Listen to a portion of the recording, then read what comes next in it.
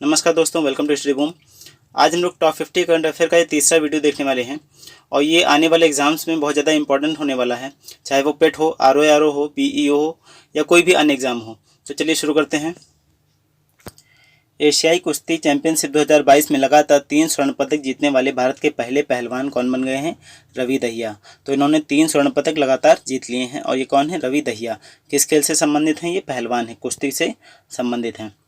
अगला देखते हैं। 22 अप्रैल को मनाए जाने वाले विश्व पृथ्वी दिवस की थीम क्या थी? तो इन्वेस्ट इन अवर प्लैनेट। तो इसमें विश्व पृथ्वी दिवस किस डेट को मनाया जाता है? 22 अप्रैल। ये भी इंपॉर्टेंट है और इसकी थीम भी वेरी इंपॉर्टेंट है। आगे देखते हैं। भारत के प्रथम वैज्ञानिक सलाहकार कौन बन गए हैं? ये अजय सूद बन गए हैं। किस राज्य सरकार ने अपना पहला स्पेस टेक फ्रेमवर्क लॉन्च किया? तेलंगाना ने लॉन्च किया। पहला स्पेस टेक फ्रेमवर्क किसने लॉन्च किया? तेलंगाना ने। अगला देखते हैं।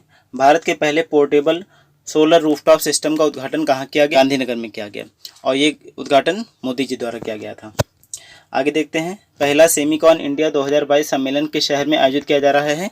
बेंगलुरु में आयोजित किया जा रहा है। बीआरओ बॉर्डर रोड ऑर्गेनाइजेशन ने किस दर्रे पर दुनिया की सबसे ऊंची सुरंग बनाने की घोषणा की है? तो ये शिंकुला दर्रे पे की है। तो दुनिया की सबसे ऊंची सुरंग कहाँ बन रही है? शिंकुला पे बन रही है। और ये शिंकुला कहाँ पड़ता है? ये आपका हिमाचल और लद्दाख की बिल्कुल सीमा पे पड़ता है। तो ये भी आप लोग याद रखिएगा। आगे चलते हैं।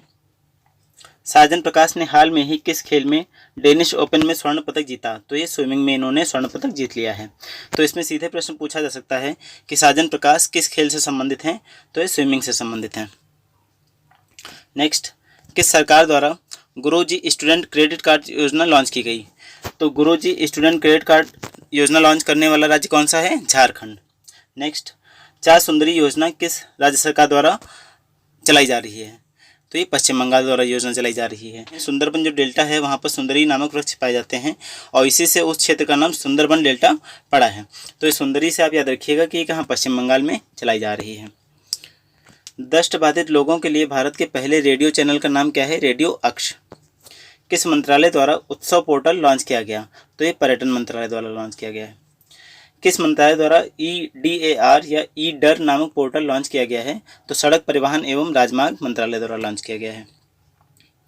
प्रधानमंत्री मोदी द्वारा किस राज्य में हनुमान जी की 108 फीट प्रतिमा का अनावरण किया गया? तो 108 फीट ऊंची हनुमान जी की मूर्ति कहाँ लगाई गई है? गुजरात में लगाई गई है। ड्रोन पायलटों हेतु एक प्रशिक्षण संस्थान किस राज्य में स्थापित किया जाएगा? हरियाणा में किया जाएगा। कौन सा राज्य पूर्व सैनिकों तथा युवाओं हेतु हिम प्रहरी योजना शुरू कर रहा है? ये उत्तराखंड शुरू कर रहा है। हिम प्रहरी योजना कहाँ की है? उत्तराखंड की है। सरकार ने किस वर्ष तक पूरे भारत में 220 हवाई अड्डों के निर्माण का लक्ष्य रखा है? तो 2025 तक। 2025 तक इन्होंने 220 हवाई अड्डे बनाने का निर्णय लिया है।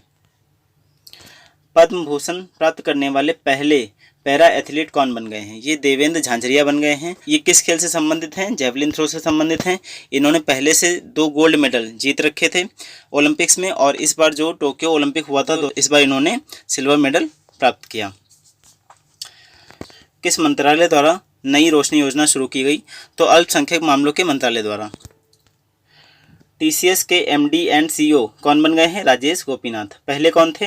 यही थे, राजेश गोपीनाथ ही थे और इनका कार्यकाल बढ़ा दिया गया है। तो दोबारा से ये प्रश्न बन सकता है। तो ये भी अब क्या है? दोबारा यही बन गए हैं। नेक्स्ट। मालदीव सरकार द्वारा किस खिलाड़ी को स्पोर्ट्स आइकन पुरस्कार दिया गया? तो सुरेश रैना को दिया गया है। तो इसमें ऐसे भी पूछ सकते हैं कि सुरेश रैना को स्पोर्ट्स आइकन पुरस्कार किस देश ने दिया? तो मालदीव सरकार ने दिया। कौन सा मोटर जहाज ब्रह्मपुत्र पर चलने वाला अब तक का सबसे लंबा जहाज बन गया? तो ये MV राम प्रसाद बिस्मिल जहाज जो है वो अभी तक का सबसे लंबा जहाज जो कि ब्रह्मपुत्र नदी में चला है।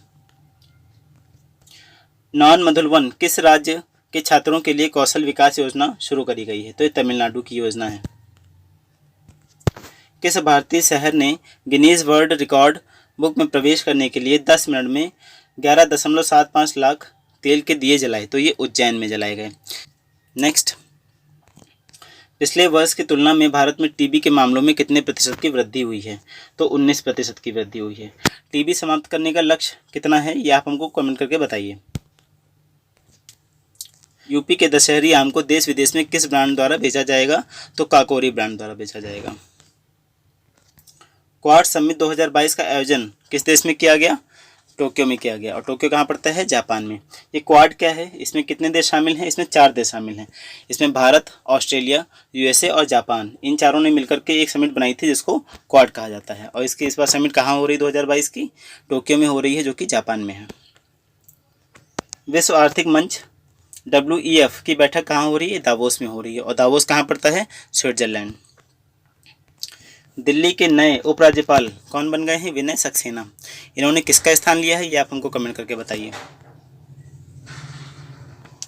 मनरेगा की तर्ज पर इंदिरा गांधी शहर रोजगार गारंटी योजना किस राज्य द्वारा शुरू किया गया है? राजस्थान सरकार द्वारा शुरू किया गया है। किस राज्य ने ऊर्जा से संबंधित जन शिकायतों को निपटाने के लिए संभव पोर्टल लॉन्च किया है? तो ये संभव पोर्टल कहाँ लॉन्च किया गया है? उत्तर प्रदेश में। और ये किससे संबंधित है? ऊर्जा से संबंधित शिकायतों के निपटान हेतु। प्रधानमंत्री मोदी के निजी सचिव कौन बन गए हैं? विवेक कुमार। सड़क सुरक्षा से संबंधित परियोजना आई रास्ते कहाँ लागू किया गया है? नागपुर में लागू किया गया है। गेहूं के बाद केंद्र सरकार ने किस वस्तु के निर्यात पर प्रतिबंध लगा दिया है? चीनी पर। तो गेहूं के बाद अब चीनी पर भी क्या है? निर्यात पर प्रतिबंध लगा दिया गया है। भारत में सबसे बड़ा ड्रोन उत्सव भारत ड्रोन महोत्सव 2022 किस शहर में आयोजित किया गया? दिल्ली में किया गया है। पिछले वीडियो में मैंने ड्रोन मेला के बारे में बताया था, तो आप लोग बताइए कि ड्रोन मेला कहाँ आयोजित किया गया था। हेल्थ केयर 2022 में ड्रोन रोल आउट करने वाला पहला राज्य कौन बन गया है? उत्तराखंड। इंडिया इनोवेशन इंडेक्स 2021 में प्रथम स्थान किसने प्राप्त किया है? कर्नाटक ने प्राप्त किया है। नेक्स्ट, स्मार्ट सिटी मिशन के तहत धन के उपयोग में शीर्ष राज्य कौन है? तमिलनाडु। श्रीलंका के 15वें प्रधानमंत्री कौन बन गए हैं? तो दिनेश गुणवर्धने। अभी आप लोगों ने हाल में ही देखा होगा कि श्रीलंका में बहुत उठाव पटक मची हुई थी और वो वहाँ प्रधानमंत्री नियुक्त कर दिए गए हैं। तो कौन बन गए हैं? दिनेश गुणवर्धने।